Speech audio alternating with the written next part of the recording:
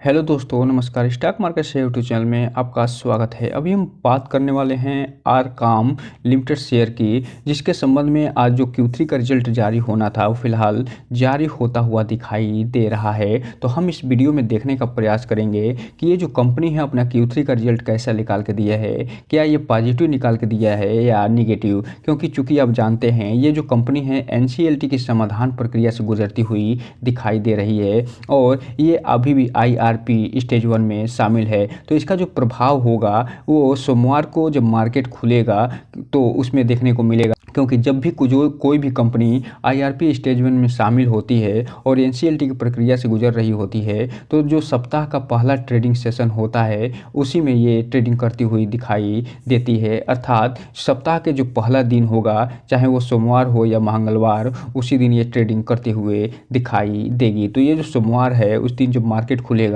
तब इस पे देखने को मिलेगा कि ये जो Q3 का रिजल्ट पेश करी है वो कैसे करी है। साथ ही साथ इस वीडियो में हम ये भी देखने का प्रयास करेंगे कि जो रिलायंस कैपिटल का आज रिजल्ट आना था, क्या वो रिजल्ट आ गया है या फिर नहीं, या फिर अलग डेट इसमें मिलती हुई दिखाई दी है। क्योंकि जब पिछले दिन 7 फरवरी का रिजल्ट जारी होना था उस दिन तो नहीं जारी हुआ, 10 तारीख को डेट दिया गया है, फिर टलता हुआ दिखाई दे रहा है, या इसका Q3 का रिजल्ट आ गया है। इसे भी हम इस वीडियो में देखने का प्रयास करने वाले हैं। तो चलिए दोस्तों, बिना किसी देरी के वीडियो शुरू करते हैं। दोस्तों, आप यहाँ पर देख रहे हैं ये जो 10 तारीख को Q3 का रिजल्ट जारी हुआ है और यही जो है ये रिलायंस कम्युनिकेशन का Q3 का रिजल्ट है, जिसमें ये जो चर्चा हुई है 10 तारीख को, उसमें बोर्ड मीटिंग होती हुई दिखाई दी है और इसी में इसका स्टैंड एलोन के साथ साथ जो कंसोलिडेटेड रिजल्ट है उसे भी ये जारी करते हुए दिखाई दिए हैं। तो हम इस वीडियो में देखने वाले हैं जो कंसोलिडेटेड रिजल्ट होता है उसको ही, क्योंकि कंसोलिडेटेड रिजल्ट में जो रिलायंस कम्युनिकेशन से संबंधित जो भी सब्सिडरीज कंपनियाँ होंगी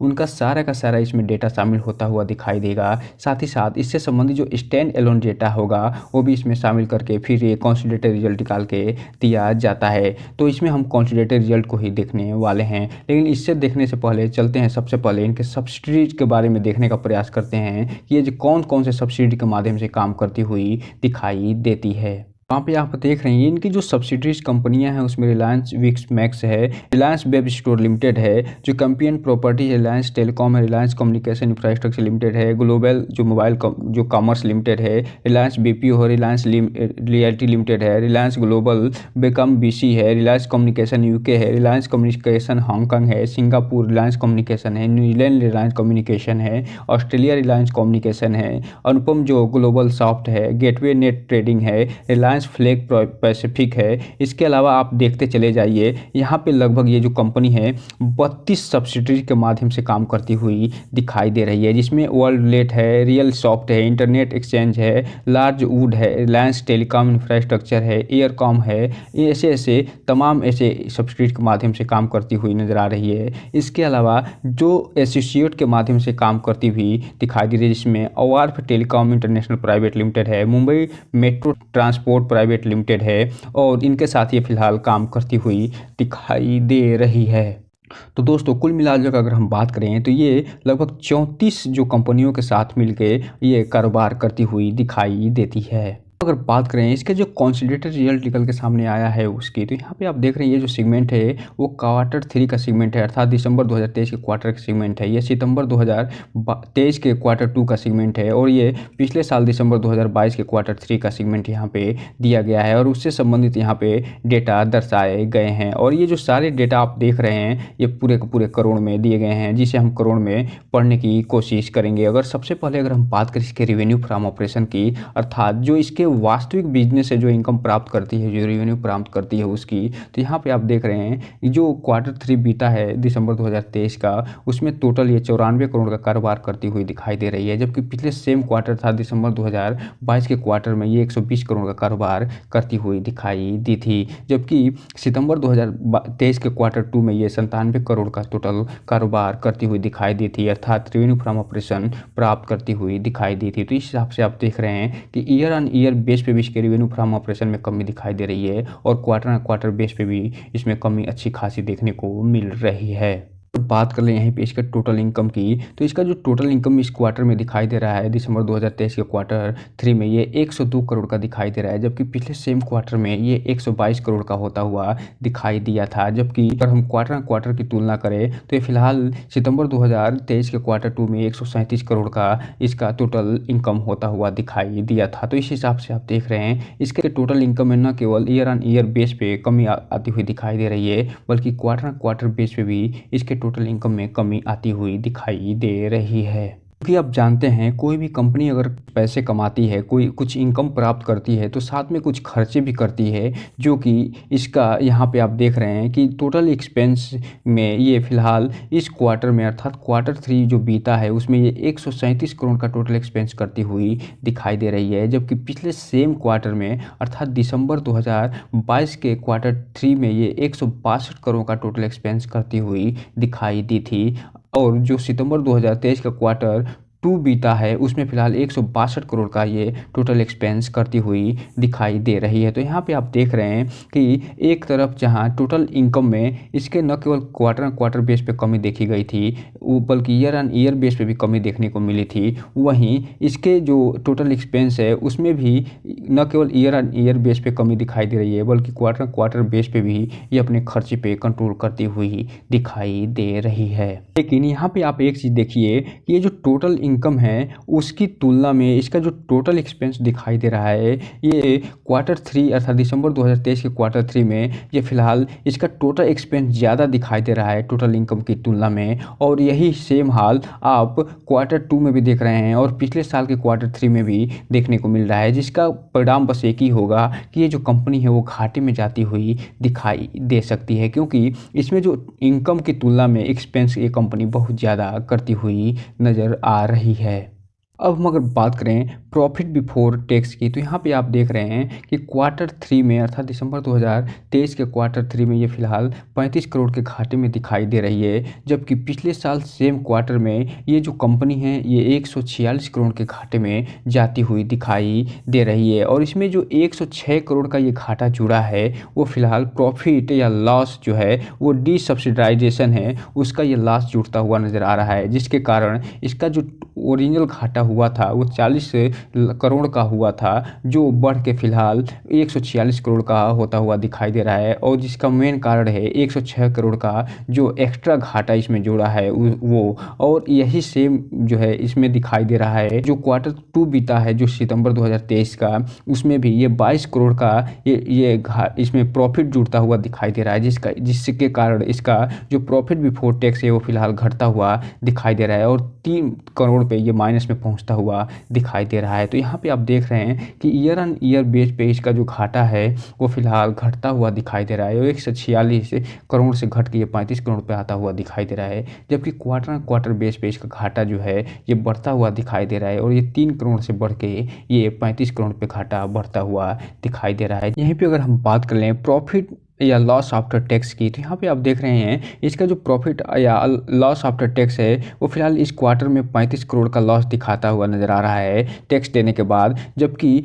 पिछले सेम क्वार्टर में ये 146 करोड़ का लॉस दिखाता हुआ नज़र आ रहा है और टैक्स देने के बाद। जबकि ये सितंबर क्वार्टर जो 2 बीता है 2023 का उसमें फ़िलहाल ये 9 करोड़ का लॉस दिखाता हुआ नज़र आ रहा है टैक्स देने के बाद। तो यहाँ पर आप देख रहे हैं कि इसके टैक्स देने के बाद जो लॉस हुआ है उसमें ईयर ऑन ईयर बेस पे तो कमी दिखाई दे रही है, लेकिन क्वार्टर बेस पे इसमें बढ़ोतरी देखने को मिल रही है। अब हम अगर बात कर लें यहीं पे जो टोटल कॉम्प्रहेंसिव इनकम या लॉस फॉर द पीरियड की, तो यहाँ पे आप देख रहे हैं इसका जो टोटल कॉम्प्रहेंसिव लॉस दिखाई दे रहा है फॉर द पीरियड की अर्थात वास्तविक जो घाटा है उसको, तो यहाँ पे आप देख रहे हैं 2067 करोड़ का टोटल ये लॉस दिखाते हुए नज़र आ रही है प्रॉफिट फॉर द पीरियड में, जो कि पिछले सेम क्वार्टर में 9,228 करोड़ का ये घाटा दिखाते हुए नज़र आई थी। अर्थात ये ईयर ऑन ईयर पे इसका घाटा तो कम होता हुआ दिखाई दे रहा है, लेकिन क्वार्टर ऑन क्वार्टर बेस पे अगर हम बात करें तो ये इसका जो घाटा है वो 1,085 करोड़ से बढ़ के 2,067 करोड़ पे पहुंचता हुआ दिखाई दे रहा है। और यही मेन कारण है कि ये जो कंपनी है फिलहाल NCLT के समाधान प्रक्रिया से गुजरती हुई नज़र आ रही है, क्योंकि इसका तो घाटा तो बढ़ता जा ही रहा है, साथ ही साथ इसमें जो इंटरेस्ट इंटरेस्ट देने का दबाव है वो भी इस पे बढ़ता ही जा रहा है, जिसके कारण जो बैंक हैं वो एनसीएलटी की प्रक्रिया में जाते हुए नजर आए हैं और इसे घसीटते हुए भी नजर आए हैं। और ये जो लॉस हुआ है उसके बारे में यहाँ आगे बता रहे हैं कि ये जो exceptional item tax from the discontinuity operation, अर्थात एक्सेप्शनल आइटम के साथ जो टैक्स के कारण इसमें ये जो है Q3 में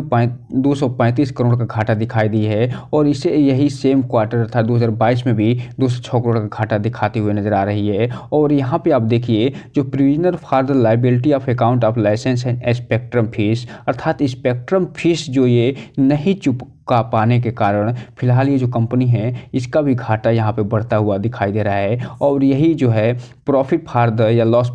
फॉर द पीरियड जो होता है उसमें ये इंक्लूड होता हुआ दिखाई दे रहा है, जिसके कारण इसका जो घाटा है वो बहुत तेज़ी से बढ़ता हुआ देखने को मिल रहा है।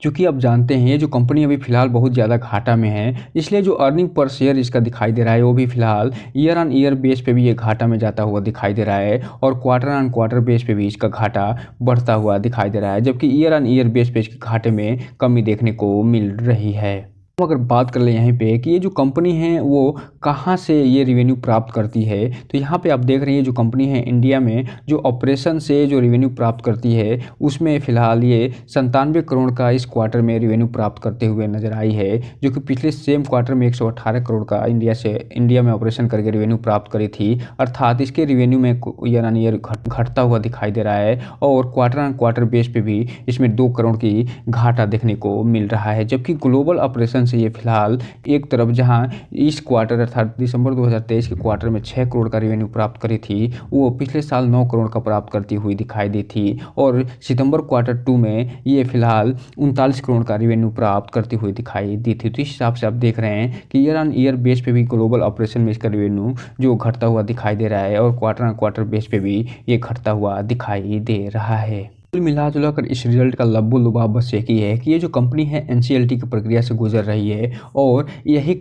कारण है कि इसका रिजल्ट जो Q3 का रिजल्ट है वो भी बहुत घटिया दिखने को मिल रहा है। इसलिए रिटेल इन्वेस्टर से बस एक ही चीज़ कहना चाहेंगे कि शेयर से दूरी बना के रखें, उतना ही अच्छा है, क्योंकि ये जो ऑपरेटर गेम वाला शेयर बन के निकल के सामने आ रहा है और जो एनसीएलटी की प्रक्रिया किसी भी कंपनी में चलती है तो उसमें 3 ही संभावना बन के निकल के सामने आती है कि ये जो कंपनी डिलिस्ट कर दिया जाए या डिलिस्ट करके रिलिस्ट कर दिया जाए या जैसे चल रही है वैसे ही चलने दिया जाए। तो इसमें क्या संभावनाएं बनेगी ये तो आने वाला समय बताएगा, लेकिन फिलहाल ये जो कंपनी है बहुत ही घटिया देखने को मिल रही है। अगर बात कर लें यहीं पे जो 9 फरवरी को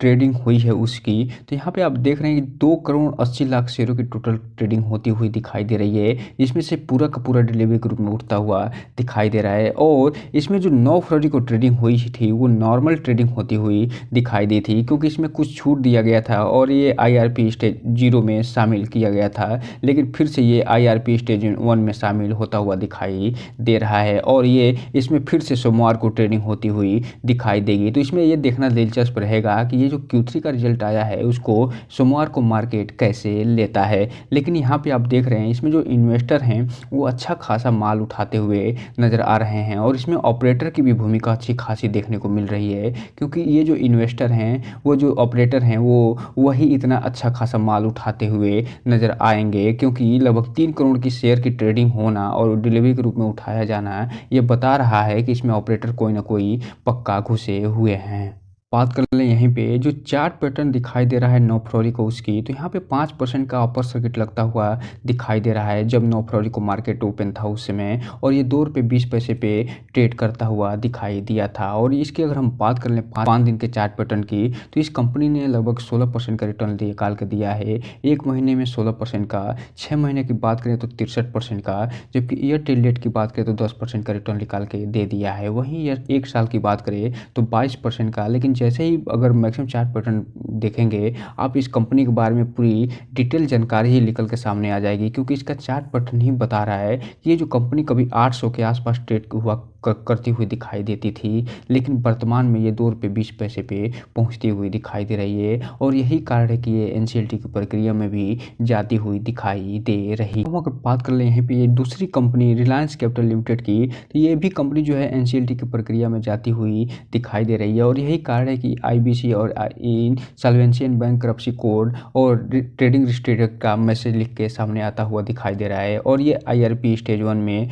शामिल होती हुई दिखाई दे रही है। अर्थात इसमें भी सिर्फ और सिर्फ जो सप्ताह का पहला ट्रेडिंग दिन होता है उसी दिन ये ट्रेडिंग करती हुई दिखाई देती है। और बात कर लें कि इसका जो अनाउंसमेंट निकल के सामने आया है उसमें, तो इसका जो रिजल्ट जो है वो फिलहाल जारी होने वाला था 10 फरवरी को, लेकिन यहाँ पे आप देख रहे हैं इसके संबंध में फिर से ये एक बार फिर से ये टलते हुए नज़र आ रहे हैं और इसके संबंध में ये एक और नोटिस जारी करते हुए नज़र आ रहे हैं। तो चलिए हम इसे देख लेते हैं कि अब ये रिजल्ट कब आने वाला है। तो दोस्तों यहाँ पे आप देख रहे हैं कि ये जो नोटिस निकल के सामने आई है वो फिलहाल उसमें ये बता रहे हैं कि ये जो कंपनी है जिसका पहले 6 फरवरी को रिजल्ट आने वाला था वो टल के 10 फरवरी किया गया, लेकिन अब फिर से इसको टाल के 14 फरवरी कर दिया गया है। अर्थात 14 फरवरी का जो डेट है उसे याद रखिएगा और इसी दिन ये जो है अपना रिजल्ट Q3 का जारी करते हुए दिखाई दे सकते हैं। हम अगर बात कर लें 5 तारीख को इसमें लास्ट ट्रेडिंग हुई थी, तो उसमें ये